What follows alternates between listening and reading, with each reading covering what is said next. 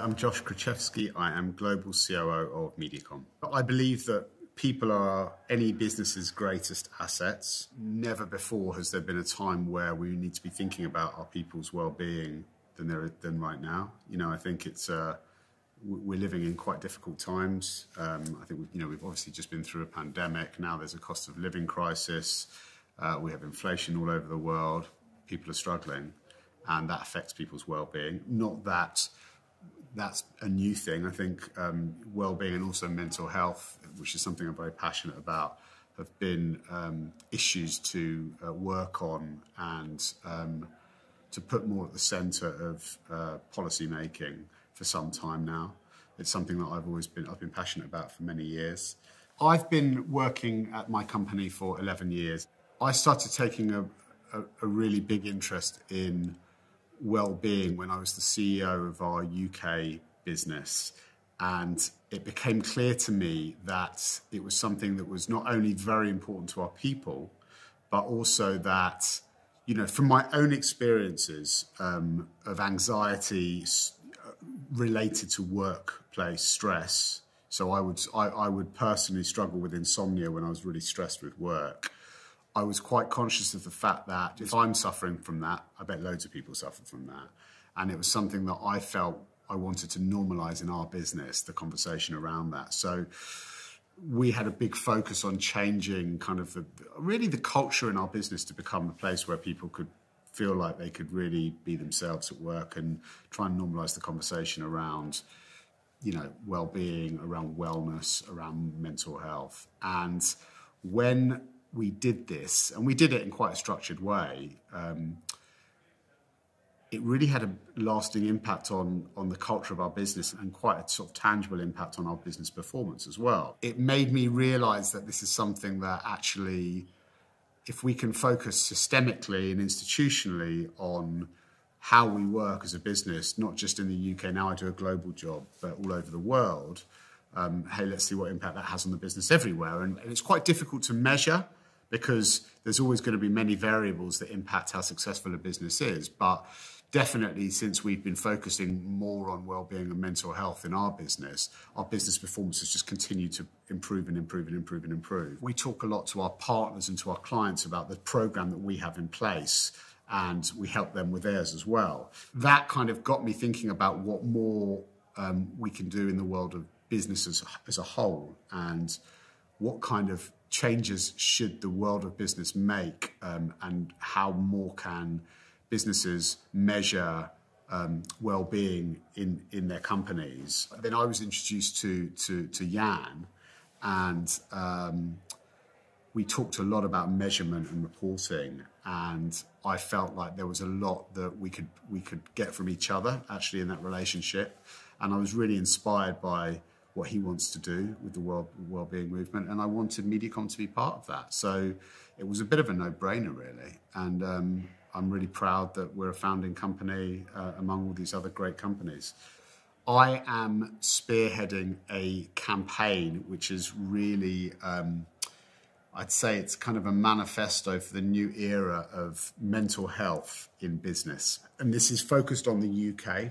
I'm working to lobby government in the UK to provide regulation that actually supports businesses in managing their employees' well-being and mental health. What I'm asking government to do is to create a similar to the Modern Slavery Act, where a CEO has to give a signature every year that they're committed to they're not being modern slavery in their business. I want companies above 500 people for the CEO to make a statement to say that they are fully committed to a mental health policy in their business. And within that are four things. First of all, a commitment to accountability. So at least one person on the exco of that business being responsible for the mental health policy in that business. Secondly, credible training and education for people at every level in the business, so that people can really understand the different elements of mental health, and that managers in particular can understand how to look out for potential mental health issues in people that work for them. Thirdly, to have support services, both preventative but also remedial support services for employees and contractors for that company. And fourth, to measure through kind of risk assessment and management, survey and measure in an anonymized way but standardized way the well-being and mental health of employees in that business. And what I want is for the companies to then share back the findings of those surveys to the people of their company. What I'm not asking is for companies to report that data externally and publish it externally, unlike the gender pay gap reporting. What I want is for us to be having open conversations, and for businesses to be able to have really open and honest conversations with their people. And what I don't want is for businesses to feel like they're competing with other businesses to get good figures out there, because then there's the potential risk of attempts to game the system or to not encourage staff to be really honest in their answers. And so really the reporting is really reporting back to the people within that company of what they're finding and what they're going to do about it, rather than publishing data out to the outside world. But in terms of accountability, I really want CEOs to be able to sign something that says that they take mental health seriously in their companies.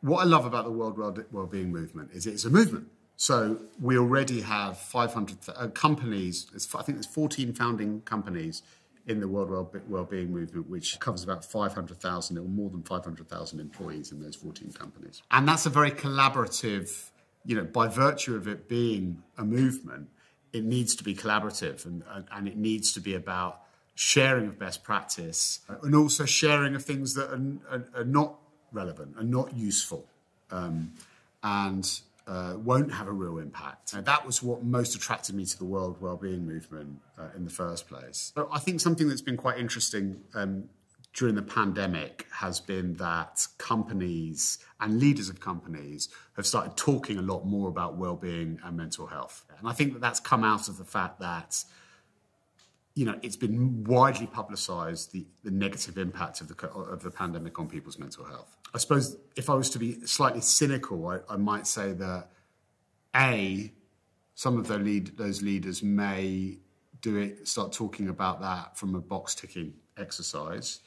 But also, if I was to be less cynical, I might say that those leaders might see that as important, but then still, post-pandemic, when there's so much economic pressure on everybody at the moment and so much pressure to deliver quarterly results, that those leaders revert to type to pre-COVID days, worry less about well-being and worry more about the bottom line and see them as quite conflicting things, which I don't believe they are.